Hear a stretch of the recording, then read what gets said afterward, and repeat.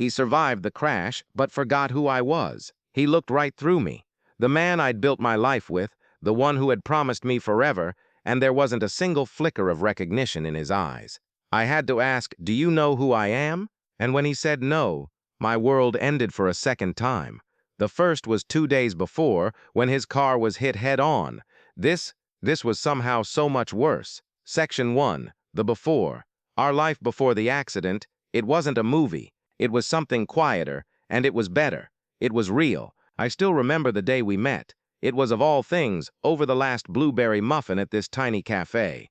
He insisted I take it. I insisted he should have it. We ended up splitting it, and from that day on, we just never really stopped sharing our lives. Our wedding wasn't some huge grand affair.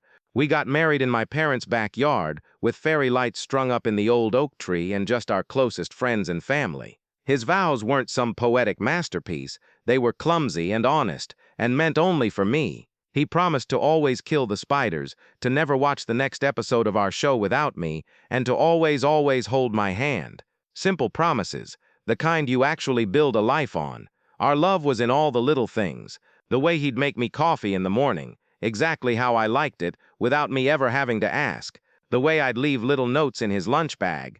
We had our own private language, a mix of inside jokes and shared looks that said more than words ever could.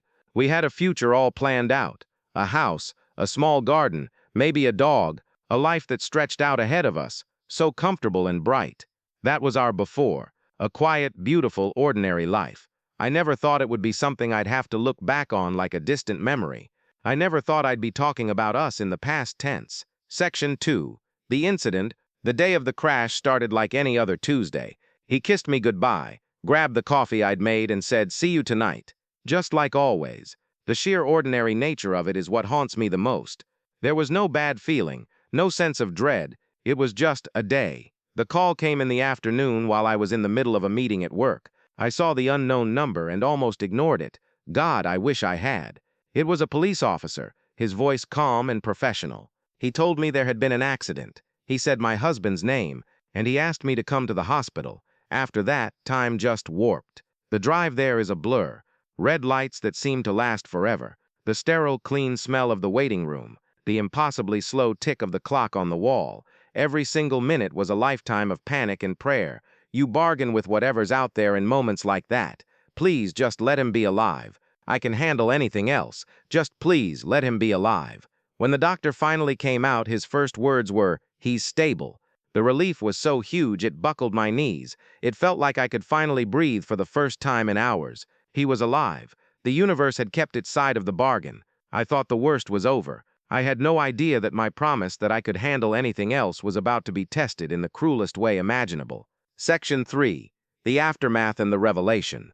Walking into his hospital room felt completely surreal. He was bruised and hooked up to machines that beeped and whirred, but he was breathing. His eyes were open. I just rushed to his side, tears of relief streaming down my face, and grabbed his hand. It was warm.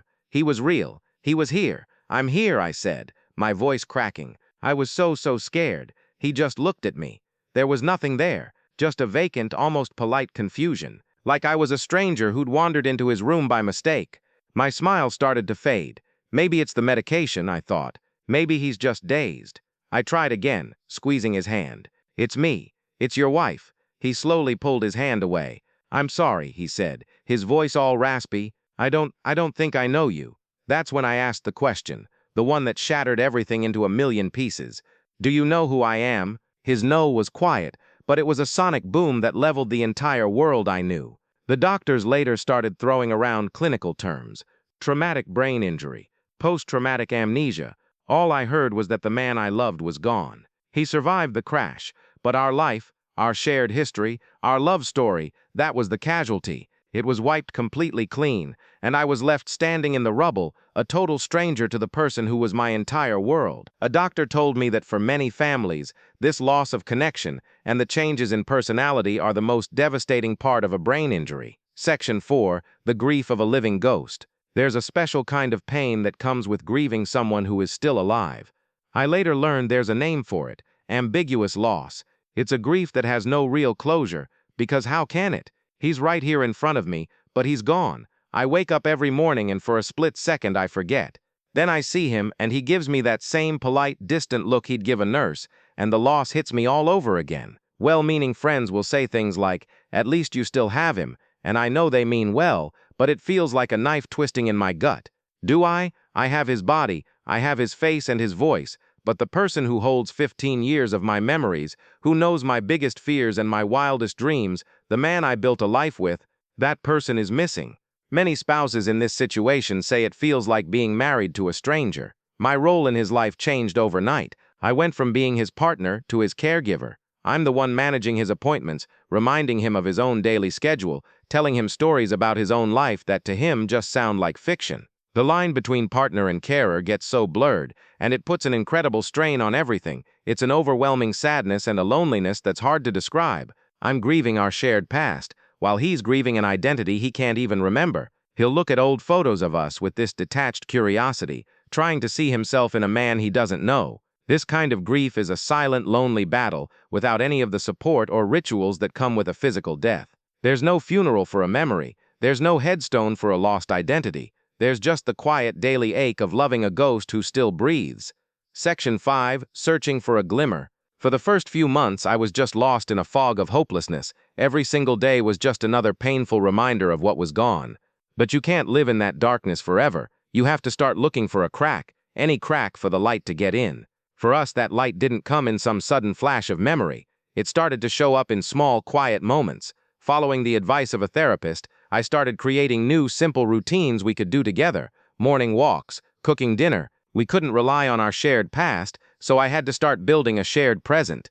One day, I pulled out our old photo albums. I wasn't trying to force his memory anymore. I'd learned that lesson the hard way.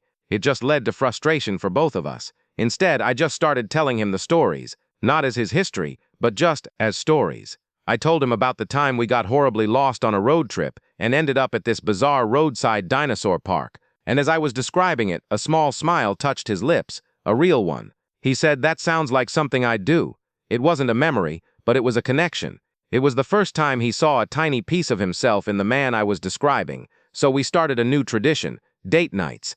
In a very real way, we're dating all over again. We go to new restaurants, we see new movies, we're getting to know each other from scratch. It's strange, and it's sometimes heartbreaking, but it's also new. He's learning who I am now, and I'm learning who he is now. This new person is quieter, more reserved, but that same kind heart is still there. He even has the same laugh. These are just small, painstaking steps in building something new from the wreckage of the old. Section 6, Redefining Love and Us. This whole journey has forced me to ask myself a question I never ever thought I'd have to face. What even is love? Is it just a collection of shared memories? Is it built on a shared past? If you strip all of that away, what's left? I don't have all the answers, but I've learned that love has to be more than memory. It's a choice. It's an action. I've realized that I haven't just been his wife or his caregiver. I'm a witness to the very core of who he is. His kindness, his gentleness, his quiet strength. The crash didn't erase that. That's still in there. That's the man I fell in love with. I am falling in love with him all over again. This new version of him. And in a strange, unexpected way, he's falling in love with me too. Not because he remembers the woman he married, but because of the person who is patient with him now. The person who makes him feel safe in a world he doesn't understand. Our love isn't what it was. It's not built on 15 years of history anymore. It's being built right now, today, in this moment. It's a choice we both make every single morning. I choose to see the man I love, not the memory he's lost. And he chooses to trust the woman who started as a stranger, but somehow feels like home. It's a different kind of love. It's weathered and it's scarred, but it's also fiercely resilient. It's a testament not to the past we lost, but to the future we are actively choosing to build together. This journey has been the most isolating experience of my life, but I know I'm not the only one out there navigating this kind of profound change in a relationship. If our story resonates with you, or if you faced your own story of loss and resilience, I would be so grateful if you shared a piece of it in the comments. Reading your stories helps more than you know, and I hope we can create a community here where we all feel a little less alone. And if you want to follow along as we keep trying to figure all this out, please consider subscribing. Conclusion: there's no neat and tidy ending to our story, because we're still living it. There are days when the grief is a physical weight, so heavy I can barely move. There are days when he gets so frustrated and angry at the black hole in his mind, and my heart just breaks all over again for him. Recovery is not a straight line, but there are also good days. Days filled with new inside jokes. Days where he reaches for my hand without thinking. Days where I see a glimmer of the man I married, and I feel like I get to meet him all over again. I've learned that closure is a myth. You don't just get over something like this. You learn to live with the uncertainty. You learn to hold both the grief for what you've lost and the hope for what you're building, all at the same time. This is our new normal, and while I would give anything to have my old life back, I am learning to find the beauty in this one. It's a life I never would have chosen, but it's our life, and it's a love story that's still being written.